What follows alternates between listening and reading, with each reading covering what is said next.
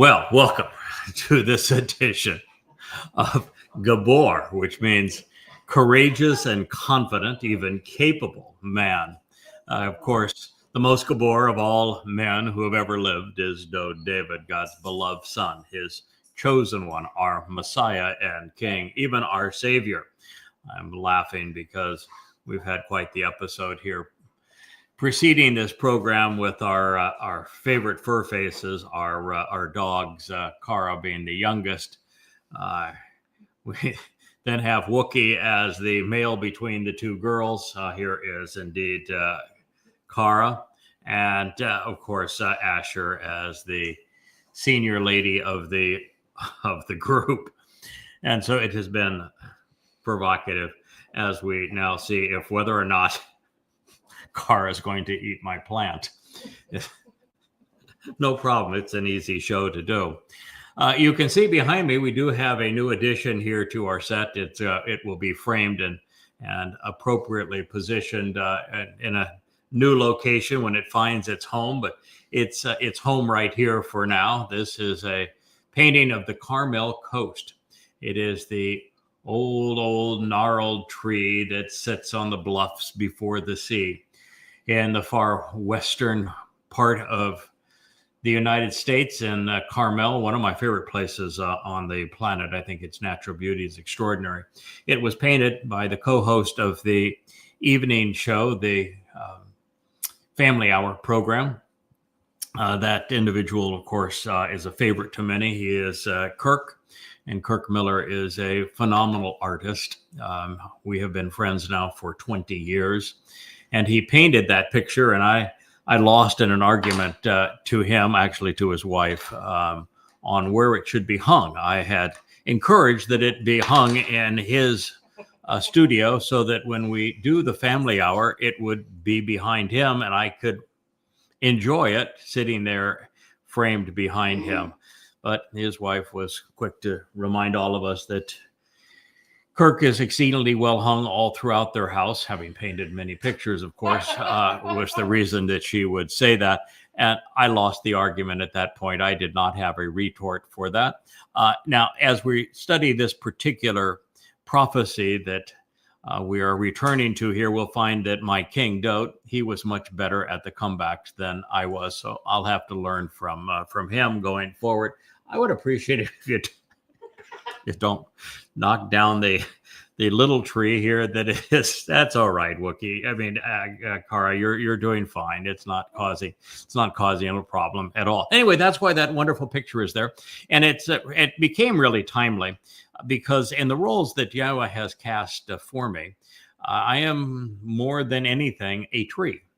As we have learned, and I will soon share, we'll begin a new program here shortly, maybe as soon as tomorrow, on what actually transpired in the garden. What you're going to discover is that the tree of knowledge, it is the Dayath, is identical to the Choder. So as both Dowd and the 14th Mashal word picture, which is a proverb, and in 11th chapter of Isaiah, Yashayah, there's a presentation of the Choder. And as it turns out, the Choder, everything associated with him directly identifies that individual with the seven spirits of Yahweh with this tree, the Dayath.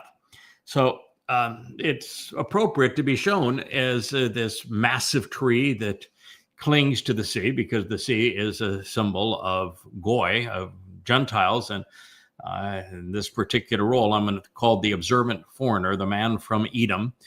And it all comes together in the story of the garden. So it's going to be a marvelous presentation. And there we see this gnarly old tree.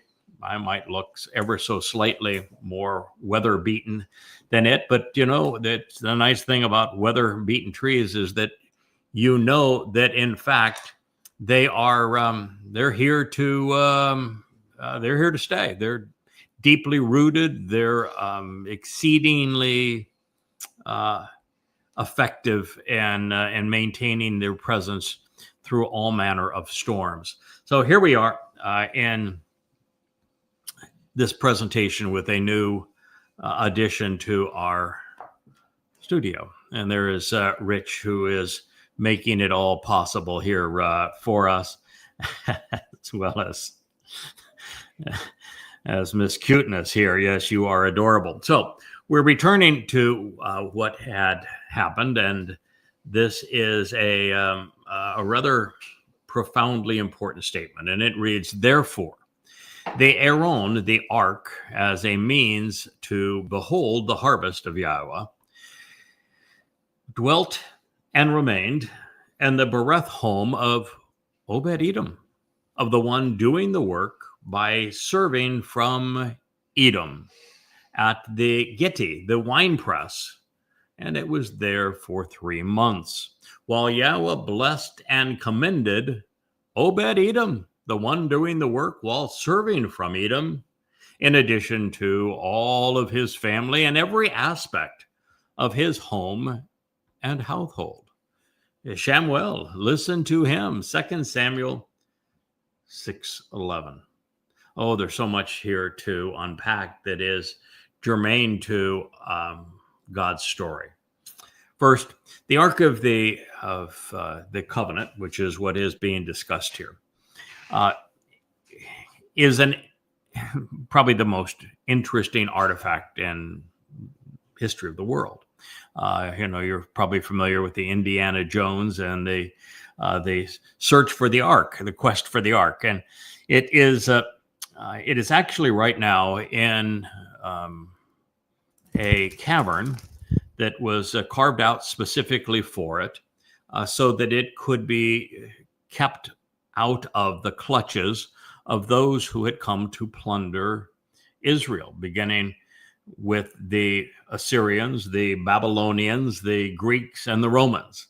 And it has been protected by a malach ever since it was taken off to this place, so that it would not be stolen, and so that the original Ark of the Covenant would be available as we make our way through the events of the last days, because it is required for several purposes. One is, inside of the Ark are the original tablets of stone that YAHOWAH etched with his own hand, and they are exceedingly relevant for our time. And I'm going to explain the nature of those in an upcoming program, where we're going to go right through what God said on those tablets of stone, because they are essential for our understanding. Most people are clueless to what they actually reveal. For example, they don't speak of a Lord, they speak of YAHOWAH. They don't speak of being controlled or of laws, or even of commandments, but of God actually liberating us so that we can live independent and full lives, completely emancipated from religion and politics. And that the second of the three statements is devoted to God telling us, don't be religious. Religion is the very thing that will corrupt your children and that will kill you. And it's the reason why there are very few, thank you, she was highly desirous of being with you. All right, so that there are very few people that will benefit from the covenant, and those will be the most observant individuals. And then it moves from there into a statement that says there is no forgiveness for negating the importance of Yahweh's name, YAHOWAH. So it then on the second tablet, we have some instructions as to how to live our lives in this world. But we'll go through that in an upcoming program. So number one, the Ark of the Covenant has the 10 statements in stone, which are going to be particularly important as we move forward in time, because Yahweh is going to lift them above the two witnesses to negate the claims that will be made by the corporeal manifestation of Ha-Satan as we move forward to the conclusion of, in the last 3.5 years of the time of Israel's troubles. The second reason that Ark is important is it is the Ark of the Covenant. And so it symbolizes the very promises that God has made to his people. And the covenant is a family, and God is promising that when we come to understand and accept the 5 conditions of the covenant, and we receive the benefits of the covenant through our acknowledgement of what YAHOWAH and Dowd have done to fulfill the spring Mikre, particularly Pesach, Matzah, and Bakurim, that we are to receive its benefits. And so that's one of the things that this Ark of the Covenant represents. The next thing that it represents is unknown to many, but it is Dowd's throne. It is literally that throne which Yahweh says in the 89th Mizmor will be returning with him and will be as brilliant as the sun. And so the mercy seat, the top of the Ark of the Covenant, is actually a seat, and it serves as the very throne of our returning king, who is Dowd David, our Messiah, the chosen one of God, the very firstborn son of God, according to God, of course. And lastly, that covenant, this Ark of the Covenant, has to be presented correctly on top of Mount Moriah, which is where it was left by Obed-Edom, who is an essential player in this story. The very person who was just introduced here. Obed-Edom was responsible for and will be responsible for the return of the Ark of the Covenant to under the tent of the restoring witness on Mount Moriah at the conclusion of the time of Israel's troubles, so that the blood of the bull that is sacrificed on Teruah 10 days later can be sprinkled upon this ark, so that we can certify the restoration and the reconciliation of the mortal remnant of Yisra'el in accordance with the Torah's instructions on Yom Kippurim. That is the very instruction of Yahweh, and it will be fulfilled exactly as it was written. And therefore, this is why we find Obed-Edom repositioning the Ark of Yahweh under the tent of the restoring witness on the Temple Mount, and why God introduced him to us in this story. Because up to this point, if you recall the last two programs we have done on this topic, we found that a bull was pulling the Ark of the Covenant across a threshing floor, and that bull represented the payment that would be made for the indebtedness of the religiosity of the final remnant of Yisrael. And when the bull was performing as Yahweh intended, we had a man who became a feminine influencer that tried to interfere with that story. And God struck that person dead. And what Dowd did in response is to have a conniption fit. He did not appreciate God upending this whole procession where he had organized some 30,000 people from Yisra'el to be witnessing his return of the Ark of the Covenant. But when Dowd responded improperly to the procession, Yahweh said, okay, there's a timeout. For 3 months, we're going to have a timeout. And over that 3 months, I think my son's going to figure it out. I think he's going to understand why the bull was positioning it, because it will be the bull on Teruah that will make the sacrifice and provide the blood to anoint the mercy seat of the Ark of the Covenant on Kippurim, as is prescribed in the Torah. And that it will be Dowd who is returning as the high priest to do so.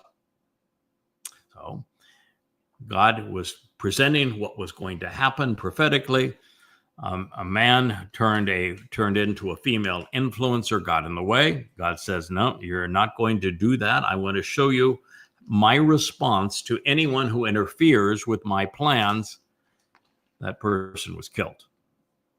And as I said, Dowd didn't understand it initially. So when Dowd refused to proceed with a way to bring the ark into Jerusalem and position it on the Temple Mount, God said, well, we're going to have a little time out, and I'm going to take the ark and going to have it in the home of Obed-Edom, whom is going to be blessed as a result of this.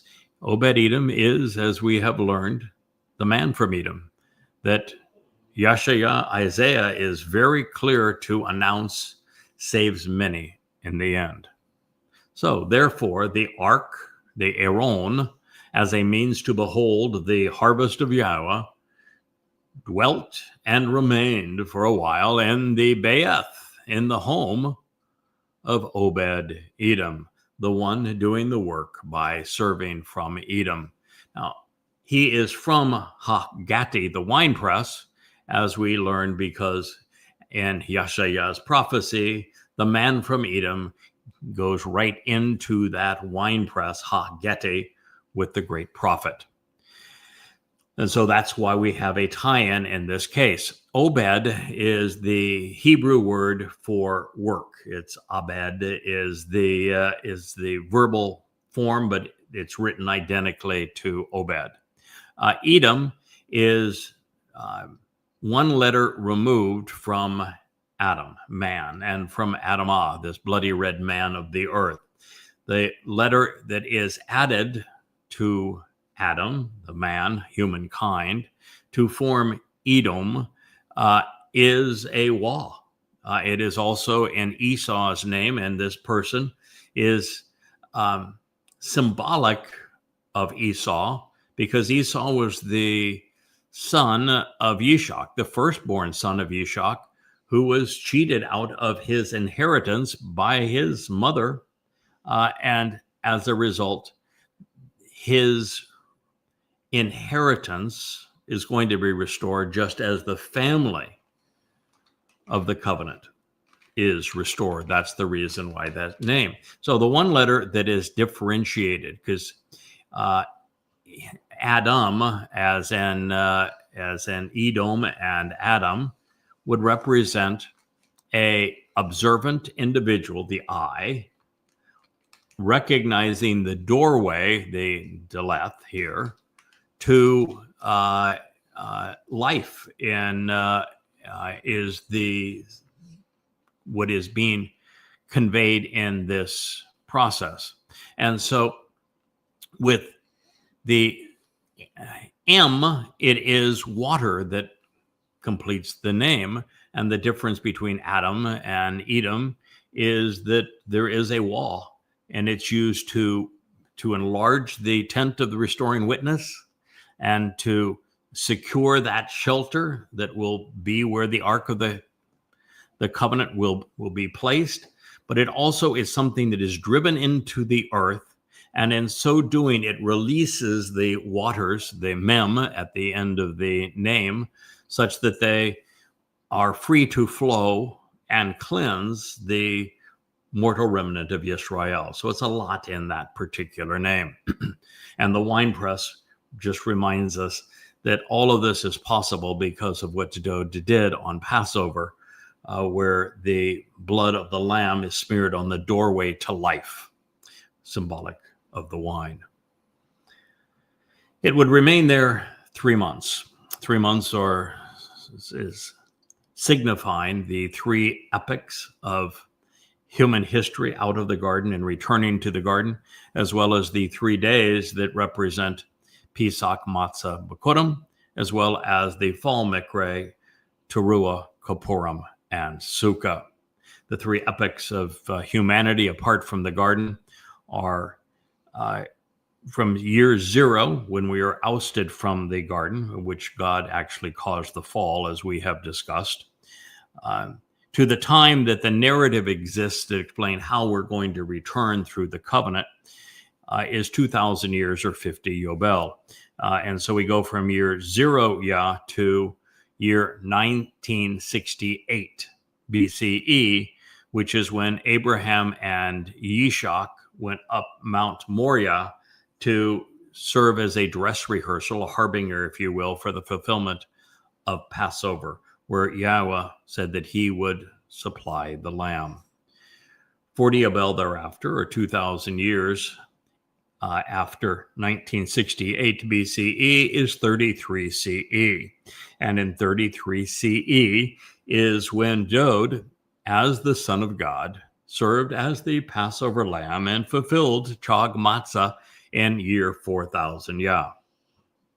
Then 40 Yobel from that time, or another 2,000 years from 33 CE, year 4000 Yah, is year 6000 Yah, which is 2033, which is when the man from Edom will serve as the Adamah Parah, this bloody red man from the earth who is so productive as a bull and will offer his life for the benefit of the remnant of Yisra'el, and to serve as the one who, as the bull again, positions the Ark of the Covenant for its proper place.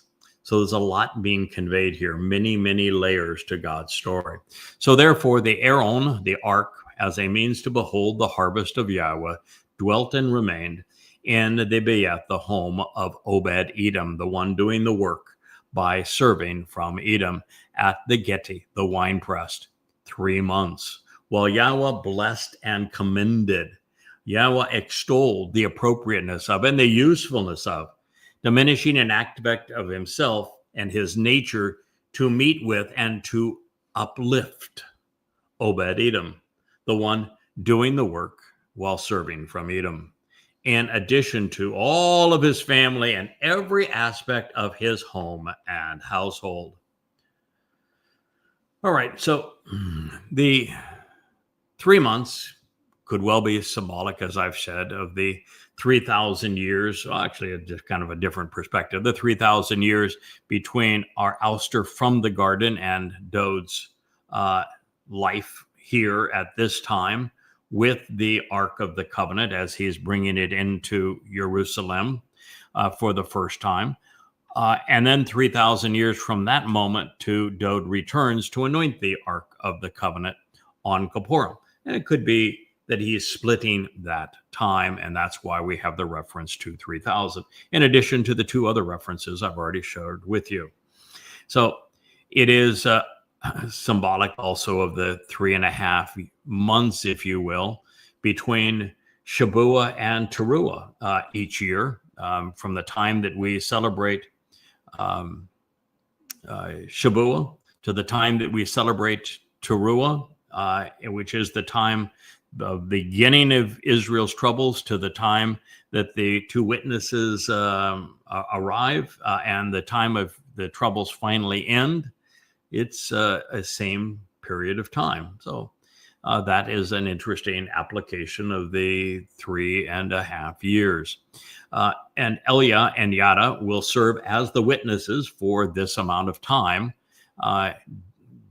3 years, fulfilling the promise that Yah has made regarding them.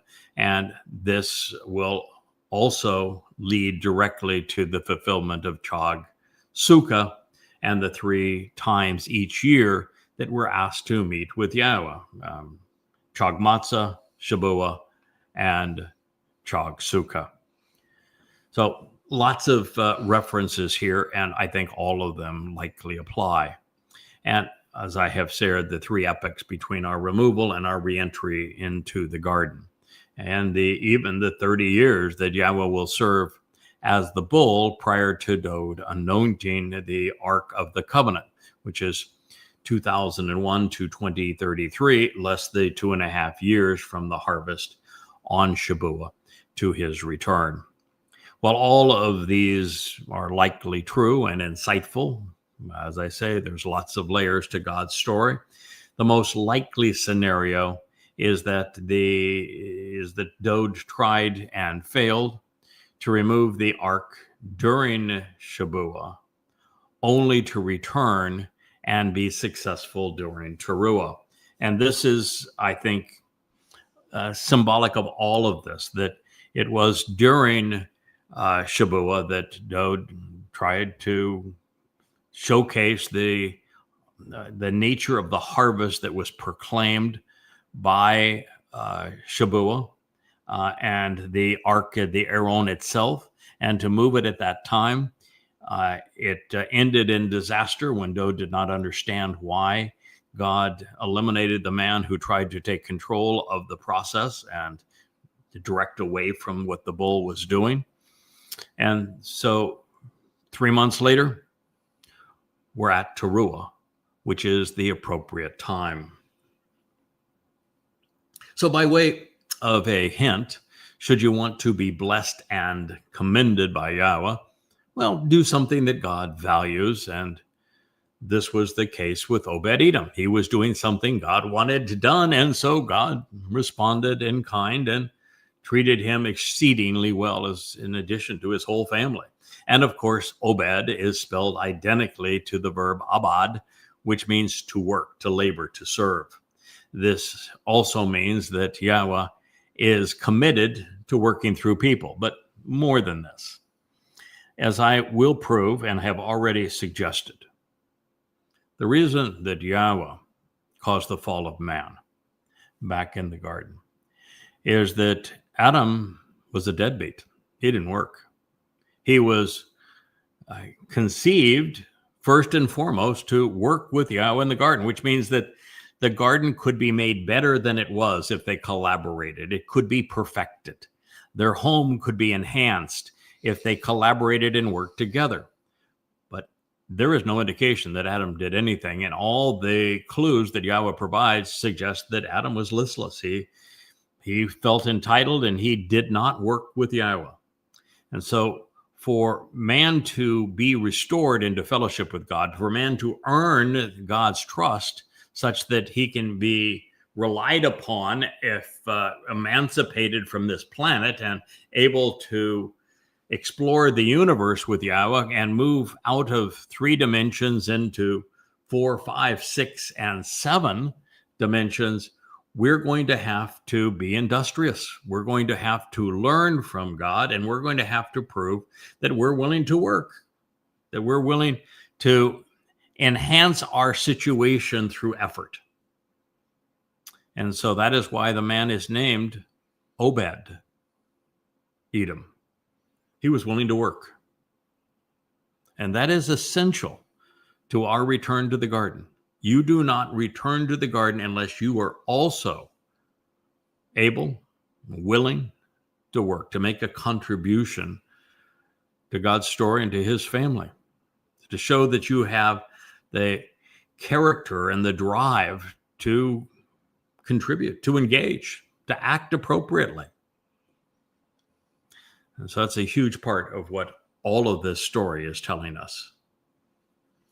So even more revealing, as I have shared, Edom is from Adam, revealing that this is a ruddy red man and that God is going to put him to work to properly position the Ark of the Covenant. And that's just the beginning, because Edom constitutes the descendants of Esau, Jacob's twin brother, who was disinherited and cheated out of his birthright. Symbolically, then, a man from Edom is bringing the fractured family of Yisra'el back together in the end. God's a great storyteller. Again, many layers to his story. You can look at the mundane and the simplistic and just rely on existing translations and say, well, that's a nice story. Or you can actually get into it and make the necessary connections to understand all that God is conveying, where the narrative literally becomes alive, where a historic portrait of something that happened in time becomes exceedingly relevant prophetically to our time and what's going to endure, what we're going to endure over the next 8 years. So here we recognize that Dowd was inspired by Yahweh's Ruach Spirit, such that he became the most prolific of prophets. And yet, even so, on this day, he was wrong. And what a marvelous insight into this whole process, because God's not expecting everything to be perfect. Again, there would be no reason to work in the Gan Eden if the Gan Eden was perfect. How could you improve perfect, right? Our goal was to work collaboratively to make it more perfect, to move it in the direction of even better than it was. And the same thing is true with Dowd. He became a prophet and was inspired by the Spirit of Yahweh to think things through and to learn and to become better. And by admitting that he was wrong and learning from it and rising above it, he also showed that he could grow, that he was trustworthy, that he could be relied upon, that the next time that he stumbled, he would be someone who God could rely upon, getting up and not wallowing in his misery and learning from it and showing others the best process to be productive and useful and constructive in life. And so while the information was all there for Dowd to make the right conclusion regarding the Aaron and the Bakar, the bull and the ark, he just missed it. At least he missed it initially. And that is important because there are also times when Moshe was wrong. And according to Yahweh, he was the greatest of the prophets. This means that we don't have to be perfect to speak for Yahweh, even to serve as a prophet, just willing to listen to Yahweh and to learn from him, and then change when we know better. We just have to get this false notion of perfect out of our minds. Even when God told Dowd and told Moshe, inspired them to say certain words, the communication of those words could never be perfect. The moment you go from the spoken word to the written word, you leave all of the nuances and the tone and the whole cadence of the presentation out of them, because the written word can't express any of that.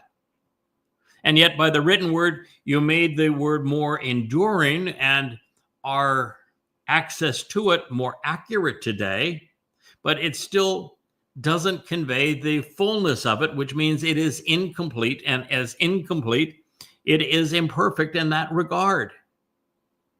And it's just exceedingly good.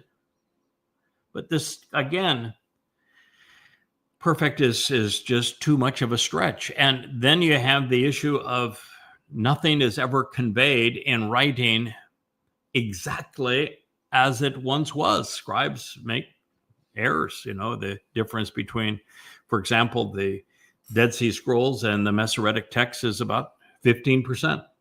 Now, you can go back and make many corrections because we have the Dead Sea Scrolls, but it's important to know that that is the case. So an important lesson is being taught here. So progress in this regard is brought to us through the hopeful stem, which when applied to Nagad, the counterpart delivering the message, left nothing to chance. So therefore the testimony reads, then without any chance of denial or of ambiguity, the news, the information regarding the counterpart was reported such that it would be dealt with and be compelling, assuring that this information regarding the witness was made conspicuous straight away regarding the stand-in, Nagad, to the king, to Dowd, to convey that Yahweh has blessed and has commended, has uplifted, has supported, has extolled, has Barak, the family, the home, the household of Obed-Edom, the one doing this work from Edom, as well as everything associated with him, all for the benefit of the relationship and to show the way with regard to and for the sake of even the purpose associated with the very ark of the Almighty. Therefore, Dowd went by walking to bring up the Aaron, the ark, as a means to behold a harvest of God from the home of Obed-Edom, the one doing the work, serving from Edom, to the city of Dowd, with great pleasure, joy, and delight. 2 Samuel 6:12. Once again, so much of this is both prior and future history. The first aspect of this that is just so interesting is Nagad, when written in the hopeful, imperfect, third person, masculine, singular. The hopeful stem conveys all of those nuances along with the imperfect conjugation. That this was all about God making sure that there was no chance of ambiguity, no chance of denial, and that the news regarding this counterpart, which is a part of the conveyance of Nagad, and Obed-Edom is Dowd's counterpart. He is the lesser luminary, as Dowd is the greater luminary. He is the king's herald. So he is Dowd's counterpart. He is the tree of knowledge, while Dowd is the tree of lives. They are counterparts to one another. And so it was all reported such that Dowd would be in a position to deal with it. And God conveyed it in a compelling way, assuring that this information regarding the witness, Obed-Edom, was made conspicuous straight away regarding the stand-in, such that this was revealed to King Dowd. And all to convey that Yahweh had commended, he had uplifted, he had supported, he had extolled, he had exclaimed the appropriateness and the usefulness of the family and the home and the household of Obed-Edom. Obed-Edom is essential to God's story. He is the man from Edom that saves many in Yashayah 63. He is one of the more important characters in the prophetic timeline, then and now. And he was then associated with Dowd. He will then be associated with Dowd going forward again. He is the one who ushers in Dowd's arrival. He's the one who assures that the Ark of the Covenant is properly presented for the king when he returns. And he is even going back further in time as the one doing the work from Edom, and therefore related to Esau, is the one reconciling the fractured family relationship and restoring the inheritance. And the inheritance really of the firstborn, who, according to God, is also Dowd. So everything associated with him was all for the benefit of the relationship and with regard to the Ark of the Almighty. Obed-Edom's work serves to show the way to receive the benefits of the relationship and to embrace the greatest joy in life. And this is accomplished by way of the Ark of the Covenant and its ultimate positioning with David upon the king's return, as he anoints it with the blood of the bull to signify the reconciliation of the mortal remnant of Yisra'el.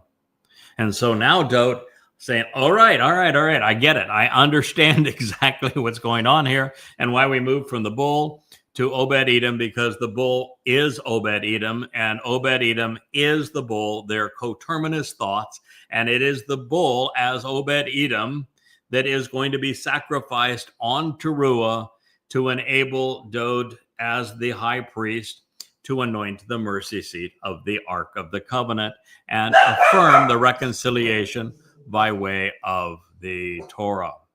And this is all to facilitate the ultimate harvest on Teruah. And that is when this now is taking place. So we have all of this transpiring, going from the home of Obed-Edom to the home of Dowd, the very city of Dowd. And now our king, he's joyful and delighted. So why would our king be joyful and delighted? God has facilitated the repositioning of the Ark of the Covenant, and our king can enjoy the process. This is very much just like the whole concept of what God has in mind. God wants to restore his relationship with man once man has demonstrated that he is willing to obey, to work, to restore the broken family, Edom, and that he understands the value of the covenant and of the great sacrifice that Dowd has accomplished to bring us back together. And when that transpires, then these two men, Obed-Edom as the Bakar and Dowd as the very lamb and ram of God, are going to reunite in year 6000 Yah, 2033 on Kippurim, the day of reuniting, the day of reconciliations. And Dowd is excited about that. And he is now able to relax, to enjoy himself. So the message regarding the witness was revealed to Dowd in no uncertain terms, all to correct his previous mistake. Now aware of the role of the bull, designated now as Obed-Edom, and the role he himself as the Messiah and king would play relocating the ark in time for the harvest, Dowd learned his lesson and he was ready to move on, thrilled that he had discovered something both prophetic and, of course, profound. Now, there is no sulking around. There's no, woe is me, I'm so embarrassed, I was wrong. Oh my God, will you accept my apology? I want to repent, God. No, none of that. Dowd went from making a mistake as God was conveying what he wanted to do, the way he was going to accomplish it, and Dowd being sulky and wrong, to, here, Dowd, here's the answer in no uncertain terms. And Dowd said, oh, well, now that you explained it, this is great. Dowd didn't have to apologize. Dowd didn't have to sulk. There was no repentance. Oh, woe is me for having been wrong. He went from being wrong to being right and was thrilled at having the opportunity to go from being wrong to being right. Now, we have a whole group of people out there that want to pretend that somebody who is wrong about God on some detail somewhere, like Dowd was here, can't ever be right in terms of serving as a prophet or a witness or a key player in God's story. As God only would have perfect. Well, that's exactly the opposite of what's being conveyed here. And rather than having been wrong on some detail, proving that you can't be trusted, it proves exactly the opposite when you correct it. It proves that you can be trusted. It proves that you are able to learn. It shows that you're able to grow, that once you fall, you can stand back up and be better for it, demonstrating that you have character, demonstrating that God can trust you.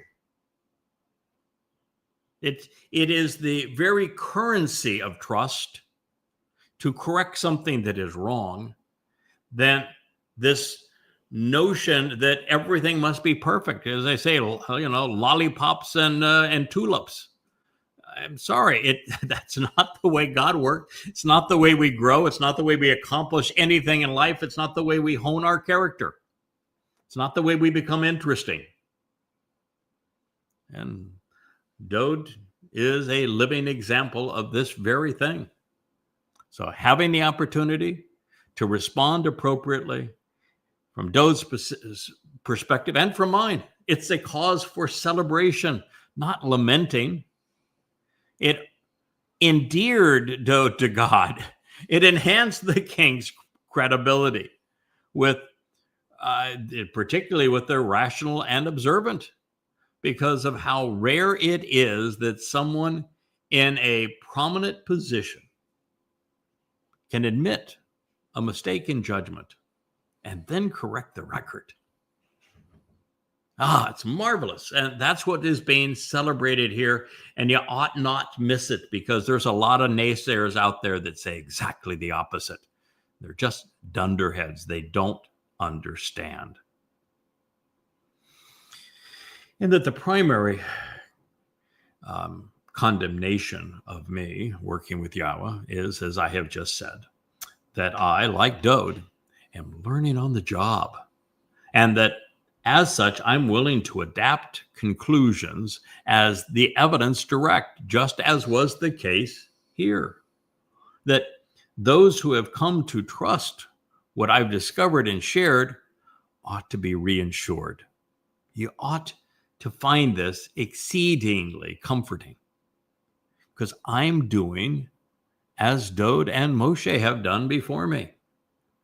This is Yahweh's standard operating procedure, and it's one that will continue to guide our steps throughout eternity. God wants to spend eternity with those who can learn, who can grow, who, if they make a mistake, can admit they made a mistake. They can get up and go again. It shows that they're reliable. It shows that they're teachable. It shows that they have character. So, while no one is beloved as Dowd by God, it's rather obvious that Yahweh holds Obed-Edom very, very close to his heart. There are not a lot of people where God goes this far to say twice over that he barak, that he extolled, that he esteemed. And that's important, because if you do something the way God wants it done, as thoroughly and as completely as you are capable, God takes notice and he shares credit. Now, is the whole introduction of Obed-Edom scripted by God? Absolutely. Did God enable all of this benefits to Obed-Edom to draw attention to his role? Sure. Is God miraculously going to bring Obed-Edom back? Yep. Did God figure out a way to make Obed-Edom and the bull one and the same? Yes, he did. Is he going to give Obed-Edom as the BakarBull the very opportunity to clear the Temple Mount so that the Islamic scars are gone, and so that he can reestablish the tent of the restoring witness in its proper place? You betcha. Is then Yahweh going to return the Ark of the Covenant so that it sits within that tent of the restoring witness, such that everything that needs to take place between Teruah and Kippurim that makes our return to the garden on Sukkah possible? Is he orchestrating all of that with his Malach doing the work? You betcha. So is Yahweh the one who is responsible? Yes. Is he working through people like myself as Obed-Edom, this bull, through Dowd as the ram, and the man that's going to orchestrate all of this, be the voice of God as all of this is taking place, is Elia, the goat. And as my wife says, there's something that you ought to know about why God chose a lamb, a goat, and a bull. Throughout human history, they've been the most valuable creatures to man. And they're going to be exceedingly valuable. Have been and will be as we go forward in God's story. So Obed-Edom chose to do as God had asked, and God acclaimed him for it. He was appreciative. He was supportive. The very purpose of the Ark of the Covenant will be fulfilled as intended in collaboration with the bull, the goat, and the ram. And it will transpire on Teruah, leading to Kippurim. And as a result, our king will celebrate again in the city bearing his name. This is future history. But let's not miss the fact that Yahweh is commending everything and everyone associated with the man who ultimately serves to reconcile the family by his service to Dowd. And indeed, all of the men and women who have devoted themselves to sharing this message on Yahweh's behalf and for the benefit of his people are blessed, not just now, but forevermore. This is a job that pays dividends. I would strongly recommend it. So in the end, it is the work of the bloody red man from Edom, who is east as a shore, who is observant, and who will fulfill Yom Teruah. He's cast, I should say, as a shore, as an observant individual. And he is going to fulfill Yom Teruah, the day of the herald, such that the mercy seat of the ark is ready to be anointed by Dowd, of course, with this bull's blood. And it will take place during the 6th Mow'ed, Yom Kippurim, the day of reconciliations. This is the 6th of 7 steps, which take us from the world of men to the very realm of God. And it came to be that those who were carrying the ark, the Aaron, the ark to behold being harvested of Yahweh, had stepped 6 strides. And then he offered a sacrifice, ashore, an observant bull. We're going to bring together the concept of the Bakar and of the Nakar, the observant bull, who had traveled a great distance to be seen, to be beheld, to be regarded. Even 7 par bulls and AL rams. There are 7 Mow'ed Mikre. There are 7 spirits of Yahweh. And there is a bull and there is a ram who are responsible for fulfilling them by doing as Yahweh has requested. This is Shamuw'el. This is Listen to Him, the 2nd book bearing the Judges and Prophets name, the 6th chapter. It comes from the 13th statement. So when it came to be that they had taken 6 steps, carrying the ark, bearing those who would be harvested of Yahweh, then he offered the sacrifice of the shore, the observant bull. Of course, that had traveled with it, because the bull and Obed-Edom are the same individual. And because there would be 7 steps overall, there were 7 par and AL rams. Now you will note with Obed-Edom managing the transportation of the Aaron into Jerusalem, that he made sure that it was carried as intended, which would have been with 8 men and 2 long poles. Further, the one assisting the king knew when to stop, to recognize the ensuing contribution and sacrifice of the shore observant bull. Now, the reason that I say 8, there are 2 poles and 2 ends of each of those poles that sit through loops on the left and right side. Actually, they go through the back and front of the mercy seat and the Ark of the Covenant. And there are 2 men that will carry those poles, lift those poles forward and aft as they are moving. So there are 2 on each pole in front, 2 on each pole in back. 4 plus 4 is 8. The reason that's important, and I bring it up to you, is that on Shamuw'el, Teruah, and Kippurim, we're specifically told of these 8 individuals and the ongoing role that these 8 individuals play beside the man named Obed-Edom, this bull, in educating and preparing the mortal remnant of Yisra'el, and of being central to coordinating the harvest that takes place on Shamuw'el and on Teruah.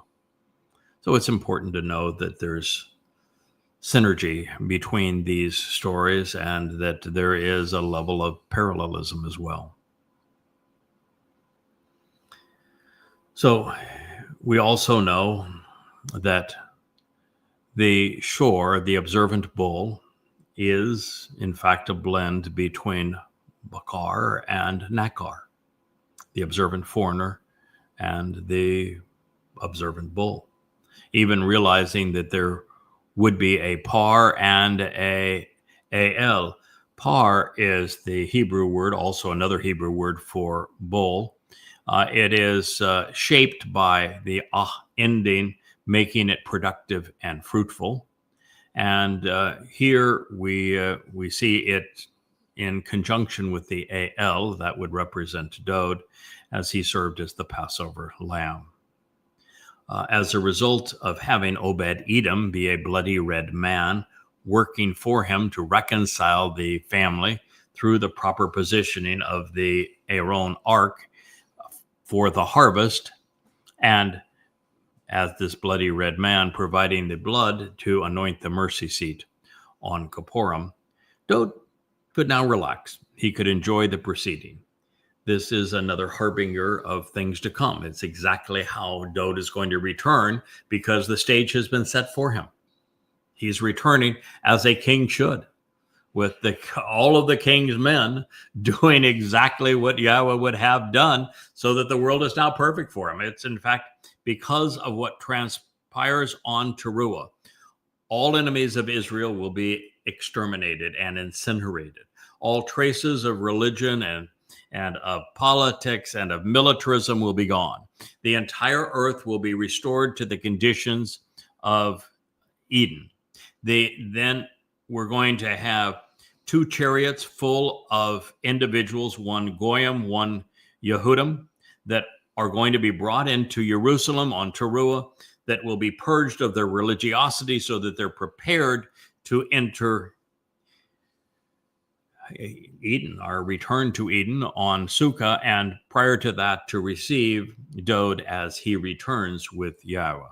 All of this is being prepared in advance of the king's return, as is the sacrifice of the Adamah Parah on behalf of the adulterous woman, because Dowd wants his bride back, and she will be prepared for the wedding. And this is a huge part of the story. That's why Sukkah is called Sukkah. There will be a wedding booth established for the king as he marries the most beautiful and perfect woman in the world upon his return, all prepared for him by the men and women serving in Yahweh's interests and in the king's interest.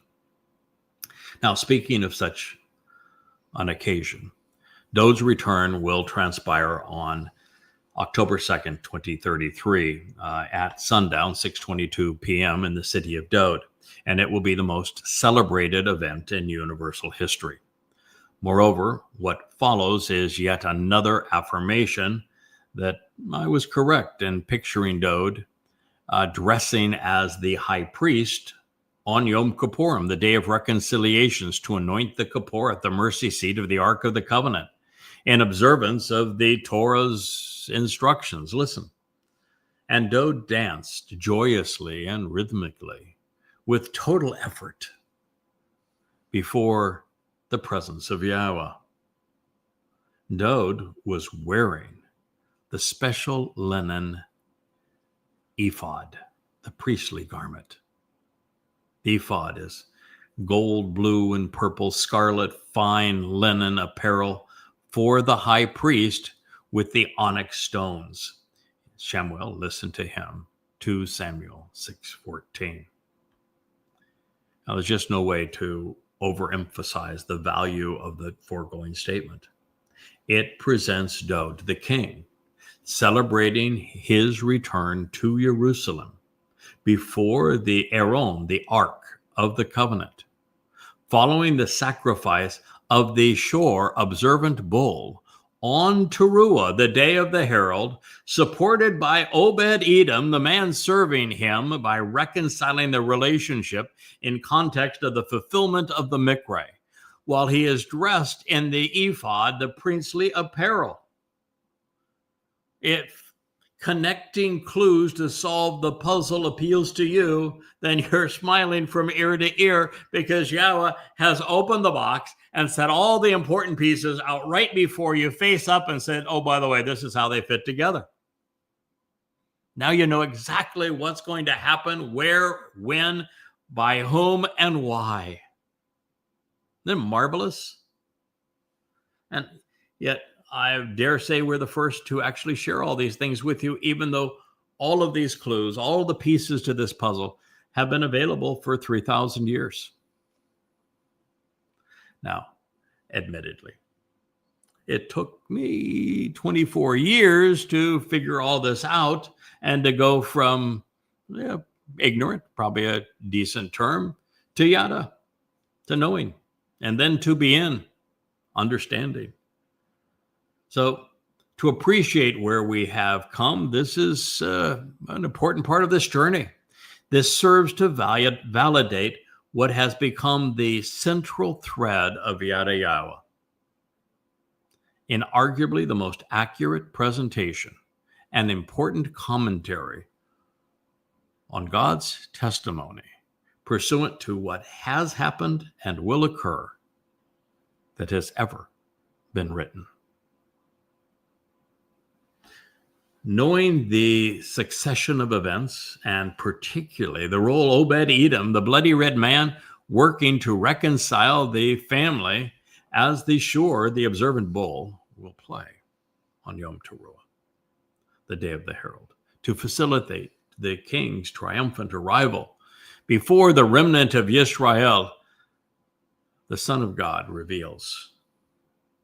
So, Dowd and the entire Bereth, Yisra'el, entire household of those engaging and enduring with God, ascended with Aaron, the ark to behold being harvested of Yahweh, on Teruah, blasting the message of the herald with the cold voice of the shofar trumpet.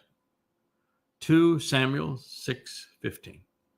So, back a while ago when I made the note that there were lots of ways to look at the 3 months that the Ark of the Covenant was in the home of Obed-Edom, I said, I think that all of the various layers that I have shared with you are true, but one thing I am assured of is that Dowd tried to bring the Ark of the Covenant into Jerusalem on the upcoming harvest, Shabuw'el.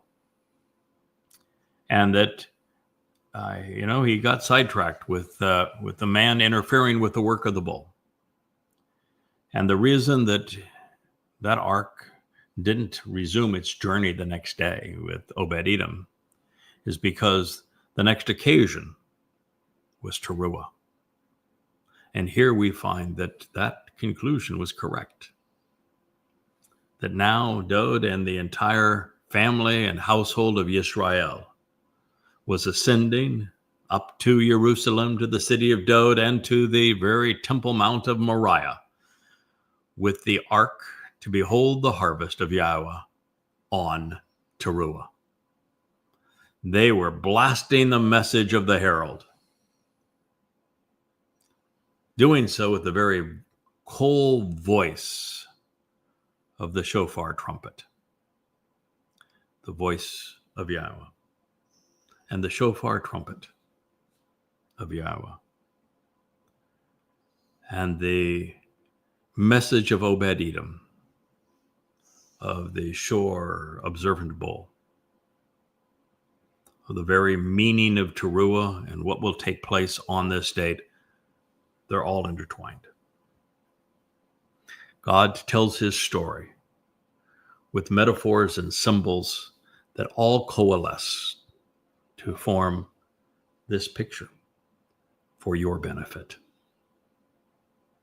It is a marvelous story. And we're going to conclude this episode of Gibowr because it's going to get even more interesting from here. But what a marvelous portrait God has painted. I hope you see yourselves in it. I hope you're encouraged and enlightened by it, because this is future history. Thank you for listening.